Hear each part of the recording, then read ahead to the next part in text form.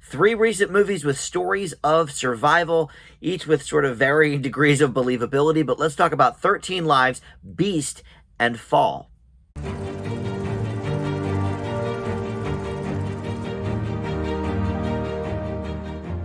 Hey guys, Dan here. This is Dan Reviews. Welcome to my spoiler-free review for 3 recent films. 13 Lives is streaming right now on Amazon Prime Video. Beast is in theaters right now, or you can get it on demand at home. Fall is still in select theaters, but you will be able to get that soon enough at home. I think on demand first, and then eventually it will be on one of the streaming services. But anyway, 3 sort of, I mean, they're all stories of survival. The 13 Lives is based on a true story. The other ones, not so much. But they're all sort of related in that sense. So I figured, you know what, let's throw them all together into one video. I do that sometimes here on the channel. And with that in mind, I do want to welcome you into my channel, Dan Reviews. And thanks for finding this video. We've got tons of TV and movie reviews here on the channel, and try to bust through all the big releases. So, all right, with that in mind, let's start with 13 Lives. I think this is probably the highest, well, I don't know, Beast is pretty high profile too because it's got Idris Elba in it, but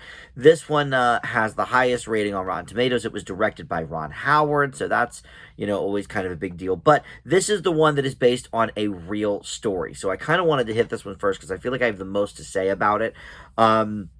And you'll know a bunch of the names in front of the camera as well, not just Ron Howard behind the camera, but Colin Farrell, Viggo Mortensen, and Joel Edgerton are featured in this film. It's based on the 2018 boys soccer team that went into the cave exploring and then got trapped in there.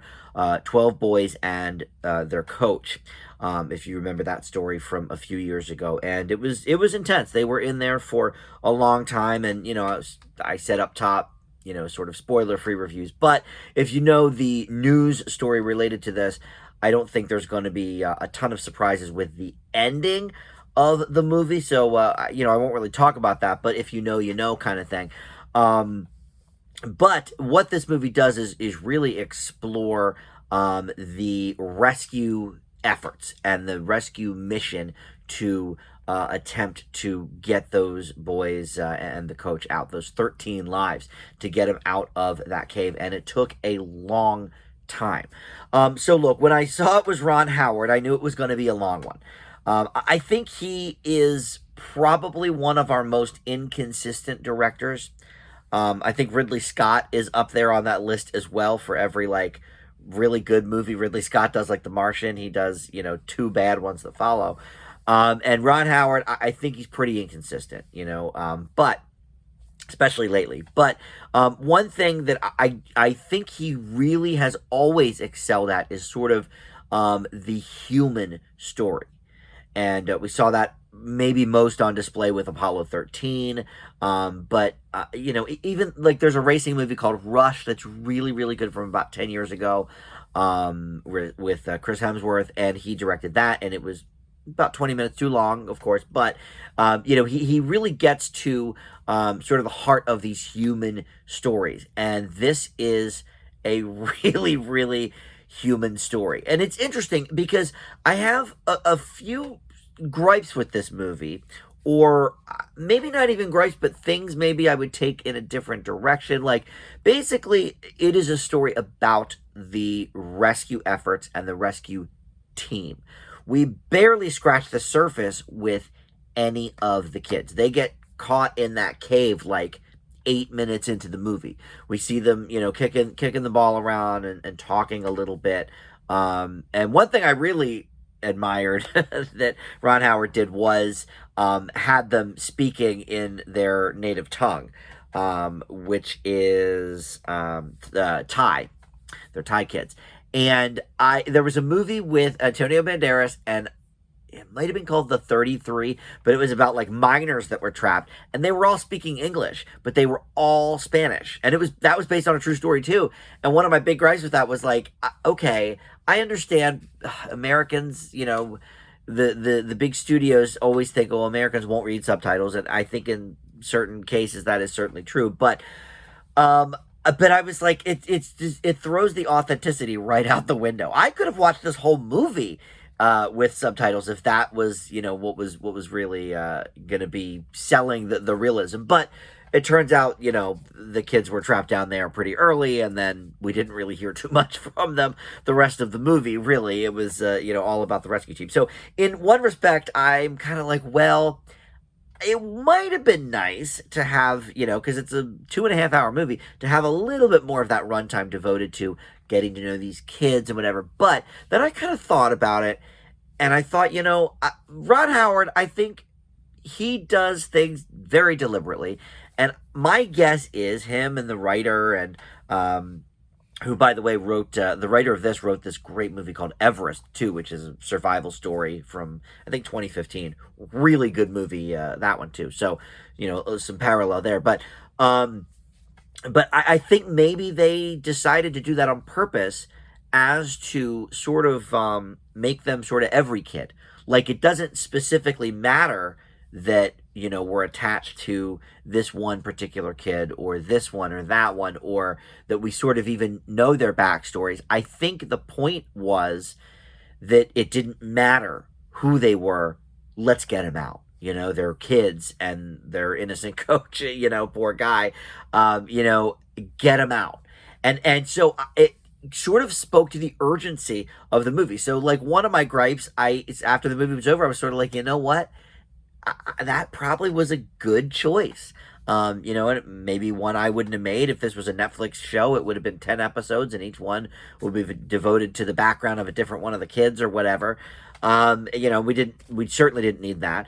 Another thing I loved that they did with this movie, and this was at Viggo Mortensen's insistence, actually, is that they do a lot of these dives themselves. Now, they're not actually going into the specific, cave, but the soundstage they built, had a lot of the same twists and turns and stuff. And from what I read, the crew that handles sort of the stunt kind of stuff, even though they weren't using real stunt people for a lot of the scenes, but they said it was the most dangerous shoot, that crew had ever done. Because they were really, being very meticulous. And this is something I appreciated in Top Gun Maverick earlier this year, that sort of authenticity and Colin Farrell did the same. He went down and, did those scubas himself, and he did a lot of training for that. And I respect that. I think that's really cool. So look, overall, this is shot very well. In fact, one of the guys that I guess was on the rescue team said that it's very, very accurate, except for the water was a lot more cloudy, and a lot of times you couldn't even see where you were going to really enhance the danger. But that doesn't really show up so well on screen, because then obviously you can't see what's going on. So we can forgive that. But he said for the most part, this was pretty accurate. Look, Ron Howard, when he's on, he is on. And I definitely think he was on here. This is a really, really solid movie. Again, it's a little too long. They always are with Ron Howard. But I didn't feel the length on this one as I did with some of his other ones. For a 2.5 hour movie, with kind of a lot of repetition, too, because they kept, coming back to land and then going back, the next day once they figured out a different route or a new plan or whatever. So it was a little repetitive of that nature, but it never seemed like it. Never felt like it. So very good movie. 13 Lives gets an A- from me. All right, so next we will talk about Idris Elba starring in Beast. Again, this is in theaters still, but you can also get it on demand at all of those services as well if you want to pay to rent it. And this has an Everest connection as well. The director is the same as that movie Everest I just mentioned. So it's Balthazar Kormacor, I would like to say is how you pronounce that. And he produced this and directed it. And, Everest is such a good movie, but this is very different because that was, I'm pretty sure, based on a true story. But here they sort of have made up some things, and basically there is some loss in the family. Idris Elba's wife has died, and so it's him and his 2 teenage daughters now, and they decide to go on this South African vacation. His old buddy, who is a biologist and a manager of this sort of resort kind of place, who is played here by Sharato Copley, he shows them around, and eventually they get stuck and a lion is trying to just murder everybody. And so the survival here is basically, the man against beast kind of a thing. Oddly, it's such a famous concept in the movies, but that's really the only one of these three movies where it is sort of man versus beast. We'll talk about Fall in a moment, but of course, 13 Lives was just sort of man versus the elements, I guess, with the rain and stuff and them getting trapped. But here it's man versus beast, and it's a pretty typical man versus beast or man versus wild kind of story. Idris Elba is very great in the lead, of course. He's believable until sort of we get to some later scenes where he goes into hand-to-hand combat with the lion, which is just silly. But anyway, I feel like we kind of expect some of that stuff with a movie like this. But while he is on his game with the acting, his daughters are not very good. I don't really know them, and they tried, I'm sure, but it's Ilana Holly and Leah Sava Jeffries.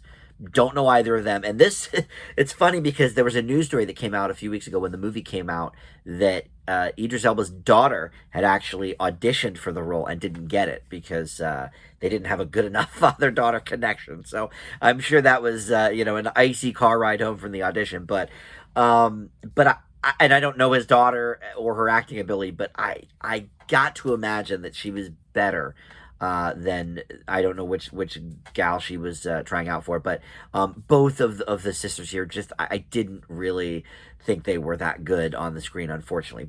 But he was great, and the special effects here are great. The lion looks fantastic. That's a big one for me, is when animals look fake. It kind of killed that Call of the Wild movie that they did a couple years ago with Harrison Ford. The dog just looks so phony. But here, I have to say, I thought it looked pretty convincing.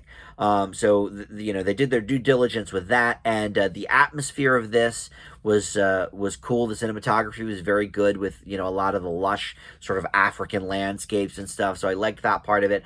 And it's quick. Ron Howard maybe could take a tip. I think there's a lot more going on in his movie than in Beast. But, at just a little over 90 minutes, I think this sort of did not overstay its welcome. I think it got what it needed to do and did it fine. And I think, if you go in this without expecting really too much, it is a pretty simple premise.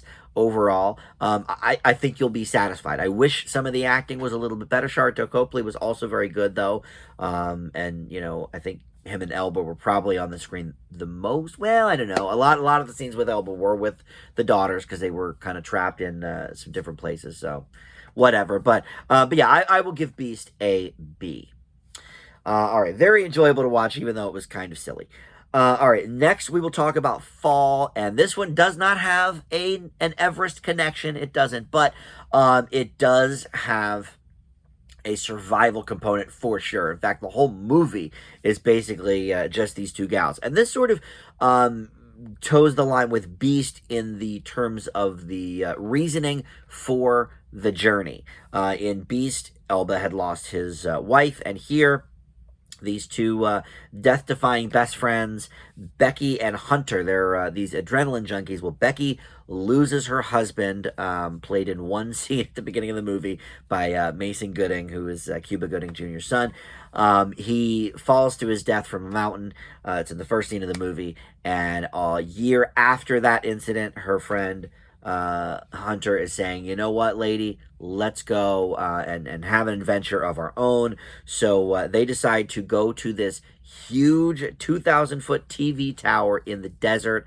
Hunter, has this social following, and she wants to, I guess her channel does all this, adrenaline junkie stuff. So she wants to show, we can climb, the highest tower, or whatever in the country, whatever the case is. So they decide to do that, and they get stuck up there, and that's the last, hour and, 10 minutes of the movie. I mean, the first 15 minutes or so is set up. This is another one that's pretty quick. It's a little under 90, I think.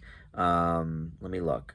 Oh, well, it didn't feel like it. Okay, I'm wrong about that. It's actually 107 minutes, which would explain why it gets a bit repetitive. But okay, so this is the one of the three where I really did feel the length, even though I thought it was only 90 minutes. But it's such a simple premise because they are up there by themselves for most of the movie. It reminded me a lot of the Blake Lively movie, The Shallows, which was basically her in these infested waters, and it's mostly a one person show, and this is a two-hander, but they stumble upon some ideas that, oh, maybe we can try this or maybe we can try that, and many things don't work, and so it does get a bit repetitive in that regard. So that actually makes sense that it's longer than 90 minutes, because it did feel like it. But